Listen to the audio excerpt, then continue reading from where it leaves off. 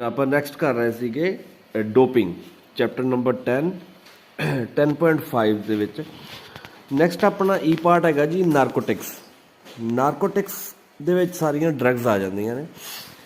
Narcotics ਦੇ ਵਿੱਚ cocaine, ਅਫੀਮ ਔਰ ਪੱਪੀ ਹਸਕ, ਇਹ ਸਾਰੀਆਂ ਪਰਫਾਰਮੈਂਸ ਵਧਾਉਣ ਵਾਸਤੇ ਕੁਝ ਐਥਲੀਟ ਇਹਨਾਂ ਨੂੰ ਯੂਜ਼ ਕਰਦੇ ਨੇ ਲੰਬੇ ਸਮੇਂ ਲਈ ਟ੍ਰੇਨ ਕਰਨ ਲਈ। ਔਰ ਇੰਜਰਡ ਹੋਣ 'ਤੇ ਵੀ ਐਥਲੀਟ ਨਾਰਕੋਟਿਕ ਸਬਸਟੈਂਸ ਲੈ ਸਕਦੇ ਹਨ ਜੋ ਉਹਨਾਂ ਨੂੰ ਪੇਨ ਨੂੰ ਸਹਿਣ ਵਿੱਚ ਹੈਲਪ ਕਰਦੇ ਹਨ। ਆਮ ਤੌਰ 'ਤੇ ਕੀ ਹੈ, ਜਿੰਨੀਆਂ ਵੀ ਆਪਣੀਆਂ ਪੇਨ ਕਿਲਰਸ ਆਉਂਦੀਆਂ ਨੇ ਉਹਨਾਂ ਵਿੱਚ ਸਾਰਿਆਂ ਵਿੱਚ ਇਹ ਨਾਰਕੋਟਿਕਸ ਹੀ ਹੁੰਦਾ ਹੈ।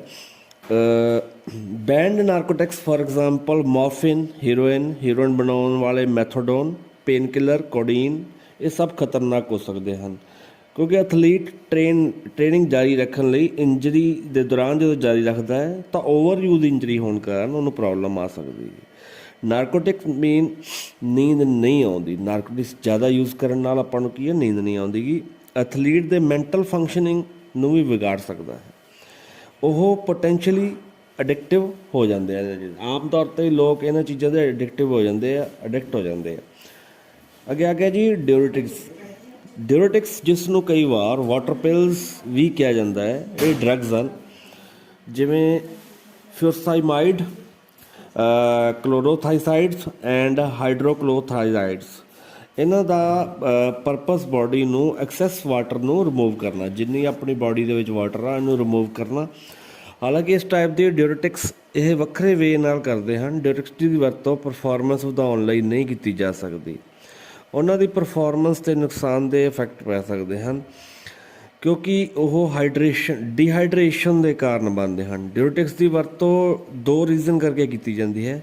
ਪਹਿਲਾ, ਤੇਜ਼ੀ ਨਾਲ ਵੇਟ ਲੂਜ਼ ਕਰਨਾ।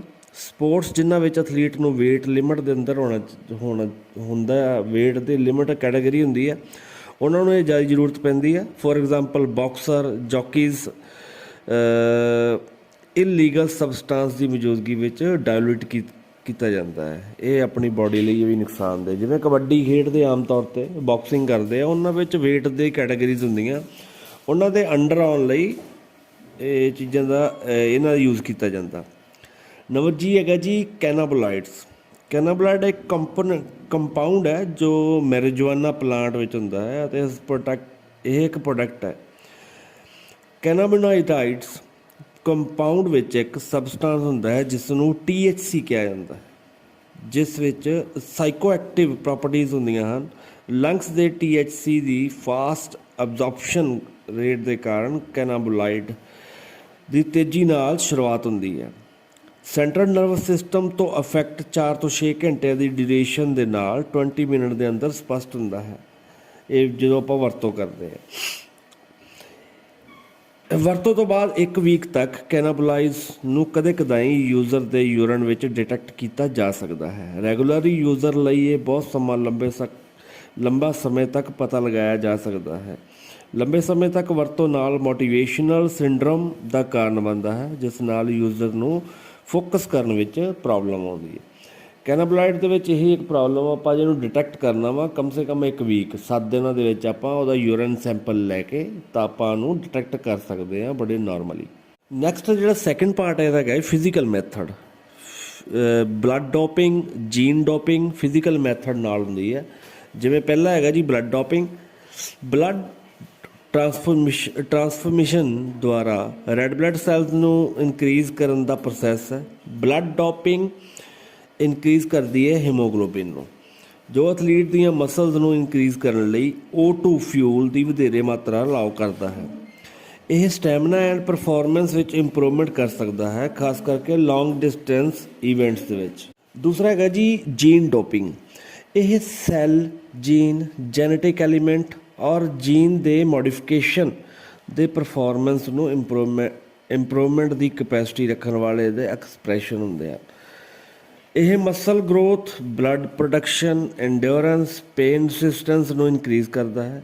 ਅਜਿਹੇ ਕੇਸ ਵਿੱਚ ਕੋਈ ਵੀ ਬਲੱਡ ਸਟ੍ਰੀਮ ਵਿੱਚ ਐਂਟਰ ਨਹੀਂ ਹੁੰਦਾ, ਇਸ ਲਈ ਆਫੀਸ਼ੀਅਲ ਬਲੱਡ ਔਰ ਯੂਰਨ ਦੇ ਟੈਸਟ ਵਿੱਚ ਕੁਝ ਨਹੀਂ ਲੱਭ ਸਕਦੇ ਆਪਾਂ।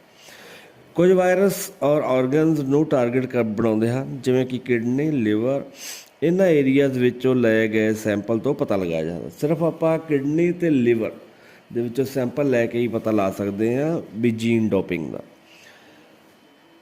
ਨੈਕਸਟ ਹੈਗਾ ਜੀ 10.6 prohibited substances and there side effects. ਕੁਝ ਡਰੱਗਸ, ਮੈਡੀਕੇਸ਼ਨਸ ਐਂਡ ਸਬਸਟਾਂਸ ਅਤੇ ਸਪੋਰਟਸ ਵਿੱਚ ਬੈਨ ਹੁੰਦੇ ਹਨ।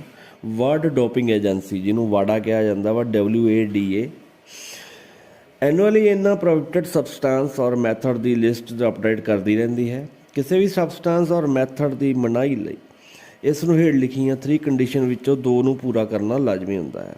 ਪਹਿਲਾ, ਸਬਸਟਾਂਸ ਔਰ ਮੈਥਡ ਸਪੋਰਟਸ ਵਿੱਚ ਪਰਫਾਰਮੈਂਸ ਵਧਾਉਣ ਦੀ ਸਮਰੱਥਾ ਹੁੰਦੀ ਹੈ। ਸੈਕਿੰਡ, ਸਬਸਟਾਂਸ ਔਰ ਮੈਥਡ ਵਿੱਚ ਐਥਲੀਟ ਨੂੰ ਹੈਲਥ ਨੂੰ ਰਿਸਕ ਪਹੁੰਚਾਉਣ ਦੀ ਸਮਰੱਥਾ ਹੈ। ਨੰਬਰ 3, ਵਾਡਾ ਨੇ ਇਹ ਨਿਸ਼ਚਿਤ ਕੀਤਾ ਹੈ ਕਿ ਸਬਸਟਾਂਸ ਔਰ ਮੈਥਡ ਸਪੋਰਟਸ ਨੂੰ ਸਪਿਰਿਟ ਨੂੰ ਵਾਇਓਲੇਟ ਕਰਦੀ ਹੈ। ਨੈਕਸਟ ਆ ਗਿਆ ਜੀ substance prohibited at all time in and out of competition. ਪਹਿਲਾ ਹੈਗਾ ਜੀ naan approved substance.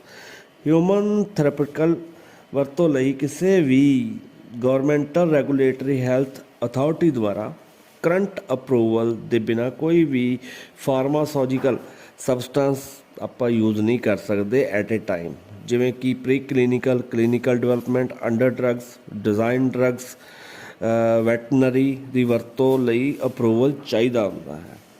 Number 2, anabolic agents ਆ ਗਏ ਇਹਦੇ ਵਿੱਚ। Anabolic agents are prohibited.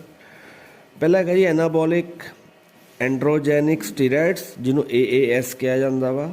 ਦੂਸਰਾ, other anabolic agent included but not limited, ਜਿਹਦੇ ਵਿੱਚ ਕਲੈਨਬੁਟਰੋਲ, ਸੈਲੈਕਟਿਵ ਐਡਰੋਜਨ ਰਿਸੈਪਟਰ ਮੋਡਿਊਲੇਟਰਸ, ਜਿਹਨੂੰ SARMS ਵੀ ਕਿਹਾ ਜਾਂਦਾ ਵਾ, ਟੈਬੋਲੋਨ, ਜ਼ੀਰਨੋਲ, ਜਿਲਪੈਟਰੋਲ, ਇਹ ਆ ਜਾਂਦਾ। ਤੀਸਰਾ ਹੈਗਾ ਜੀ peptide hormones, growth factors and related substance. Fourth ਹੈਗਾ ਜੀ β2 agonist. Number 5, hormones and metabolic modulators. Number 6, diuretics and masking agents. Next point ਹੈਗਾ ਜੀ substance and method prohibited in competition. ਇਹਦੇ ਵਿੱਚ ਆ ਗਿਆ ਜੀ ਸਟਿਮੂਲੈਂਟਸ, ਨਾਰਕੋਟਿਕਸ, ਕੈਨਾਬਿਲੋਟਿਕਸ, ਗਲੂਕੋਕਾਰਟੀਕੋਸਟੀਰਾਇਡਸ। ਹੁਣ ਜਿਹੜੇ ਸਬਸਟਾਂਸ ਪ੍ਰੋਹਿਬਿਟਡ ਨੇ ਪਾਰਟੀਕੂਲਰ ਸਪੋਰਟਸ ਦੇ ਵਿੱਚ, ਪਹਿਲਾ ਹੈਗਾ ਜੀ ਅਲਕੋਹਲ। ਅਲਕੋਹਲ ਨੂੰ ਸਿਰਫ ਹੇਠ ਲਿਖੀਆਂ ਸਪੋਰਟਸ ਵਿੱਚ ਹੀ, ਕੰਪੀਟੀਸ਼ਨ ਵਿੱਚ ਹੀ ਪ੍ਰੋਹਿਬਿਟਡ ਕੀਤਾ ਗਿਆ ਹੈ, ਜਿਵੇਂ analysis of breathe and blood ਦੇ ਵਿਸ਼ਲੇਸ਼ਣ ਦੁਆਰਾ ਕੀਤਾ ਜਾਏਗਾ। ਡੋਪਿੰਗ ਦੀ ਵਾਇਲੇਸ਼ਨ ਥ੍ਰੈਸ਼ਹੋਲਡ 0.10 GL ਹੁੰਦੀ ਹੈ।